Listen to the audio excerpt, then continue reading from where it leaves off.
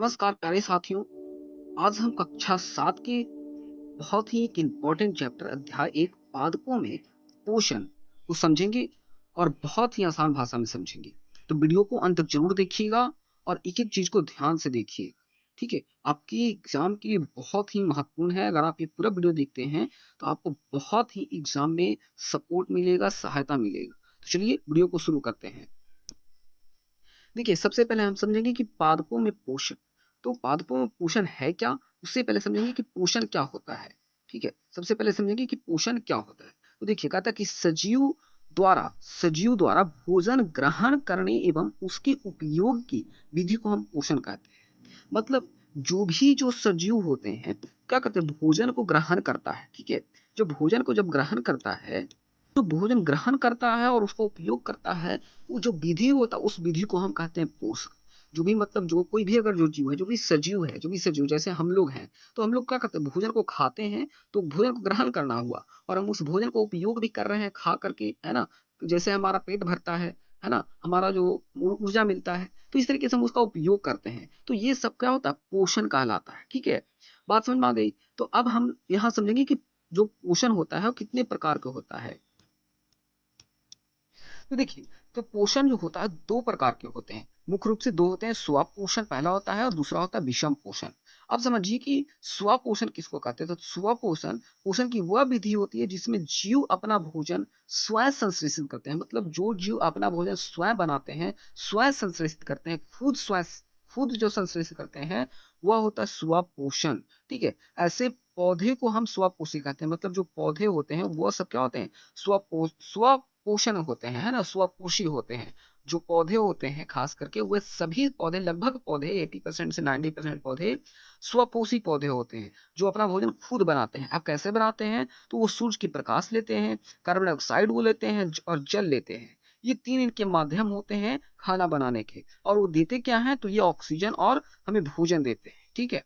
तो इस प्रकार से क्या होते हैं? स्वपोषण होते हैं। स्वपोषी पौधे सूर्य के प्रकाश, जल, कार्बन डाइऑक्साइड और खनिज लवण की सहायता से अपना भोजन स्वयं संश्लेषित करते हैं, मतलब स्वयं बनाते हैं। तो ये होते हैं, सो हम समझते हैं विषम पोषण को। तो विषम पोषण क्या होता है? तो विषम पोषण पोषण की वह विधि होती है जिसमें जीव अपना भोजन स्वयं संश्लेषित नहीं करते। ठीक है? इसमें जो जो जीव होता है अपना भोजन स्वयं संश्लेषित नहीं करता है।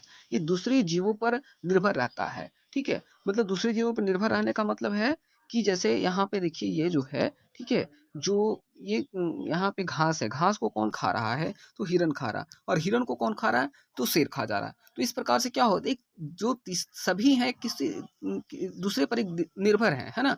दूसरे पर सभी एक निर्भर हैं।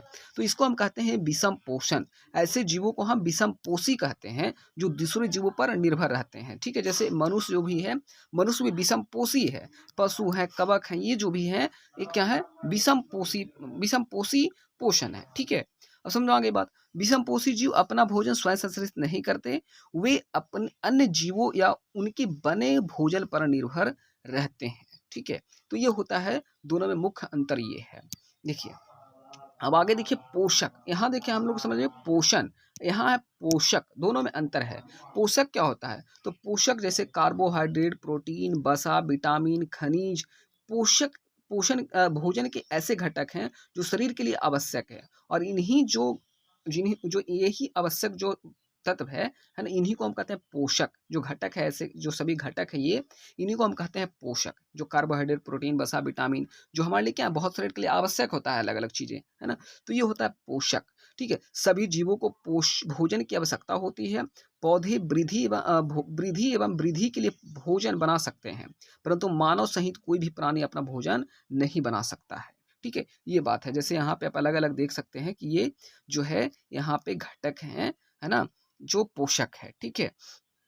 पौधे भोजन स्वयं बनाते हैं, ये तो पहले ही बता दिए। मानव सहित कोई भी प्राणी अपना भोजन सहित नहीं बनाता, भोजन नहीं बना सकता है, ये बात है। अब देखिए आगे कोशिका समझेंगे। कोशिका क्या है? तो सजीवों का शरीर जो होता है सूक्ष्म कोशिकाओं द्वारा बना होता है। जो शरीर है हमारा, वो बहुत ही छोटी-छोटी कोशिकाओं से मिल करके बना होता है। ठीक है? जिसको हम कोशिका कहते हैं। कोशिका एक बहुत पतली बाहरी संरचना द्वारा घिरी रहती है, जिसे हम कोशिका झिल्ली कहते हैं। जैसे आप देख सकते हैं ये वाला पार्ट है ना, ये जो है बाहरी झिल्ली से घिरा हुआ होता है, इसको हम कहते हैं कोशिका झिल्ली। ठीक है? कोशिका झिल्ली के अंदर केंद्र में स्थित एक संघनन संरचना होती है जिसे हम कहते हैं केंद्रक, ठीक है। जैसे आप देख सकते हैं ये केंद्रक है, ठीक है। केंद्रक के चारों ओर जेली के समान एक पदार्थ होता है, भरा होता है ना। इसके नीचे जो होता है, मतलब इसके बाहर अंदर में वो जेली के समान एक पदार्थ भरा होता है जिसको हम कहते हैं कोशिका द्रव, ठीक है। ये कोशिका द्रव जो होता है इसके अंदर भरा होता है, ठीक है। यानी पशु कोशिका एनिमल सेल है जो यहाँ पे दिखाया गया है। सूर्य सभी जीवों के लिए ऊर्जा का परम स्रोत है, ये भी याद रखना है आपको, है ना, बहुत ही इंपॉर्टेंट है। अब देखिए प्रकाश संश्लेषण, पौधों में खाद्य संश्लेषण का प्रक्रम, ये समझने की कोशिश करते हैं, ठीक है। देखिए जो पौधे में खाद्य संश्लेषण का प्रक्रम है, जो पहला है कि पत्तियां जो है पौधे की खाद्य फैक्ट्री कहलाती है। पादप अपना भोजन प्रकाश संश्लेषण प्रक्रिया द्वारा बनाते हैं, है ना। पेड़ों से जल एवं खनिज द्वारा जड़ों द्वारा अवशोषित किया जाता है। खनिज जल और खनिज तने की वाहिकाएं के माध्यम से पत्तियों तक पहुंचते हैं। पत्तियों की सतह पर छोटे छोटे छिद्र होते हैं जिन्हें हम रंध्र कहते हैं, ठीक है। मतलब जो छोटे छोटे छिद्र होते हैं इसके अंदर देखेंगे आप, जब एक सूखा पत्ता पीपल का देंगे तो उसमें आपको दिख जाएगा, छोटे छोटे छिद्र दिखेगा, जिसको हम रंध्र कहते हैं, इंग्लिश में स्टोमाटा कहा जाता है। रंध्रों द्वारा वायु से कार्बन डाइऑक्साइड पत्तियों में प्रवेश करती है, ठीक है। जो छोटे छोटे छिद्र होते हैं उसी से कार्बन डाइऑक्साइड जो होता है पत्तियों में अंदर जाता है। पत्तियों में हरा वर्णक इन क्लोरोफिल पाया जाता है, जिससे के कारण क्या होता है, ये जो हरा आप देख रहे हैं पत्तियां का रंग, ये क्लोरोफिल के कारण ही होता है, ठीक है। क्लोरोफिल सूर्य के प्रकाश की ऊर्जा को ग्रहण करता है। सूर्य के प्रकाश की उपस्थिति में जल और कार्बन डाइऑक्साइड से भोजन बनाया जाता है, और इसी प्रक्रिया को हम कहते हैं प्रकाश संश्लेषण, जो कि आप पूरा प्रोसेस आप देख सकते हो, है ना। सूर्य की प्रकाश है यहाँ पे, जो कि प्रकाश से ऊर्जा मिल रहा है, कार्बन डाइऑक्साइड है, भोजन जो है ग्लूकोज जो है यहाँ पे है दिया जा रहा है, ऑक्सीजन जिसको बोल सकते हो आप, हमें मिलता है, इसकी मदद से हम जीवित रहते हैं, है ना। यहाँ पे आप देख सकते हैं कि जल और खनिज तने वाहिकाओं के माध्यम से पत्तियों तक पहुंचाया जा रहा है। यहाँ पे जल और खनिज लवण जो भी है, और पेड़ों से जल एवं खनिज जड़ों द्वारा अवशोषित किए जाते हैं। ये आप देख सकें, जो यहाँ पे जल है ये क्या हो रहा है, जड़ों के द्वारा यहाँ पे जा रहा है। खनिज लवण भी यहाँ पे आप देख सकते हैं, ये सारा फैला हुआ है। तो इस प्रकार से क्या होता है, प्रकाश संश्लेषण का पूरा प्रोसेस कंप्लीट होता है। आप यहाँ पे अलग अलग माध्यम से आप देख करके समझ सकते हैं, ठीक है। अब आगे समझे पौधों में पोषण की अन्य विधियां क्या क्या होती है। तो सबसे पहला होता है विषम पोषी, है ना। विषम पोषी, कुछ पौधे में क्लोरोफिल नहीं होता, इसलिए वे अपना भोजन स्वयं संश्लेषित नहीं करते हैं। ऐसे पौधे दूसरे पर निर्भर रहते हैं, इसलिए हम इसको कहते हैं विषम पोषी, जो कि पहले ही हम बता चुके हैं। अब समझिए कीटभक्षी पौधे क्या होते हैं। तो कुछ पौधे कीटों को पकड़कर अपना भोजन बनाते हैं, पोषण करते हैं, ऐसे पौधे को हम कीटभक्षी पौधे कहते हैं। आप यहाँ पे देख सकते हैं, ये होते हैं कीटभक्षी पौधे, जो कि आप यहाँ पे देख सकते हैं ये वाला, ठीक है। ये घटपर्णी है, घटपर्णी आप देखोगे तो यहाँ पे मिल जाएगा। घटपर्णी इनकी पत्ती घड़े के समान होती है ना, जो कि आप देख सकते हैं, है ना। और संरचना बदल जाती है, भोजन को पकड़कर उसे पचा लेते हैं। सामान्यतः इसके हरे या काले धब्बे होते हैं, है ना। इसमें क्या होता है, ये इसके अंदर जो कोई भी कीड़ा चला जाता है और ये फिर बंद हो जाता है, ये इसके द्वारा ये बंद हो जाता है। तो इसी में कोई भी जीव इसमें समा जाता है और वो फिर उसका ये जो है घटपर्णी का वो भोजन हो जाता है, ठीक है। हमरबेल आप तो देखे ही होंगे, जो पेड़ों पर खास करके लतर की तरह पूरा फैला होता है ना। हमारे पीले रंग की रस्सीनुमा संरचना होता है, जो पौधों पर खास करके होता है। इसकी जो होती है ये पोषण की अन्य विधियां हैं, जो दूसरे जगहों पर, यानी विषम पोषी प्रकार का ये जो है पौधा है ये, ठीक है। याद रखिएगा, ये विषम पोषी प्रकार का है, इसकी क्लोरोफिल नहीं होता है ना। इसमें क्लोरोफिल नहीं होता, इसलिए पीला होता है, या जिस पौधे पर चढ़ता है उसी से भोजन प्राप्त करता है। मतलब ये स्वयं भोजन संश्लेषित नहीं करता है। जिस पौधे से भोजन लिया जाता है उसे परपोषी कहते हैं। अमरबेल जैसे पौधे परजीवी पौधे कहलाते हैं, ठीक है। ये परजीवी दूसरे जीवों से अपना भोजन ग्रहण करता है। अब देखिए मृत जीवी पोषण, है ना, क्या होता है। तो कवक अपना भोजन स्वयं नहीं बनाते हैं, वे मृत पदार्थों पर पाचन रस छोड़कर उन्हें घुलनशील पदार्थों में बदल देते हैं और फिर अवशोषित करते हैं। इस प्रकार की पोषण विधि को हम मृत जीवी पोषण कहते हैं, ठीक है। जो कि आप यहाँ पे देख सकते हैं, ये जो है मृत जीवी पोषण है, ठीक है। सहजीवी संबंध, साइम्बायोटिक रिलेशनशिप क्या होते हैं। तो जब दो जीव एक दूसरे के साथ रहकर परस्पर लाभ प्राप्त करते हैं तो उसे सहजीवी संबंध कहते हैं। मतलब जैसे आप पेड़ों पे देख सकते हैं, ये जो है छोटी छोटी जो है यहाँ पे फूल प्रकार का जो है ये सहजीवी है, ठीक है। जो पेड़ों में ये खास तौर पे हो जाते हैं, खास करके ये जो होते हैं ये बरसातों के मौसम में ज़्यादातर ये सहजीवी संबंध होते हैं, ठीक है। लाइकेन देखिए, लाइकेन बहुत ही लाइकेन आप देखे होंगे, कोई भी जो खास करके जो ठंडे मौसम होता है उसमें कहीं भी सड़े लकड़ियों पे या पेड़ों पर ये हो जाता है। लाइकेन सहजीवी संबंध का एक अच्छा उदाहरण है ना? इसमें शैवाल और कवक साथ रहते हैं। शैवाल अपना भोजन बनाता है जबकि कवक उसे जल, भोजन तत्व और आवास प्रदान करता है, ठीक है। प्रक्रिया क्या होती है इसको आप यहाँ से देख सकते हैं। तो पहला होता है मृत पदार्थ जो होता है पति, कवक पाचन रस छोड़ते हैं, पाचन रस मृत पदार्थों को घुलनशील पदार्थों में बदलता है और कवक घुलनशील पदार्थों को अवशोषित करते हैं। तो इस प्रकार से क्या होता है, इसकी प्रक्रिया होती है मृतजीवी की, ठीक है। पूरा शैवाल, लाइकेन और इस प्रकार से कवक का निर्माण होता है। इस प्रकार दोनों जीव मिलकर एक दूसरे को क्या कहते हैं, लाभ पहुंचाते हैं और साथ में जीवित रहते हैं। अब देखिए प्रश्न उत्तर यहाँ से कर लेते हैं कुछ कुछ जो महत्वपूर्ण प्रश्न उत्तर है, खास करके हमने सारे प्रश्न उत्तर किया है, तो वीडियो को अंत तक जरूर देखिए। और अगर आपको अच्छा लगा है वीडियो तो एक बार जरूर हमारे चैनल को सब्सक्राइब कर लीजिए, ठीक है।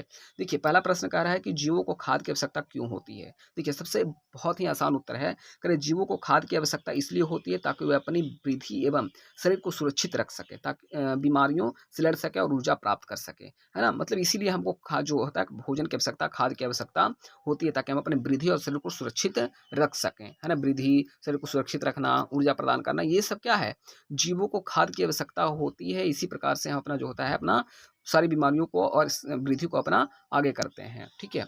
परजीवी और मृतजीवी में अंतर स्पष्ट करना है। तो परजीवी क्या होता है, तो परजीवी जीवित जीवों से भोजन प्राप्त करते हैं, वहीं जो मृतजीवी होता है मृत और सड़े गले पदार्थों से भोजन प्राप्त करते हैं।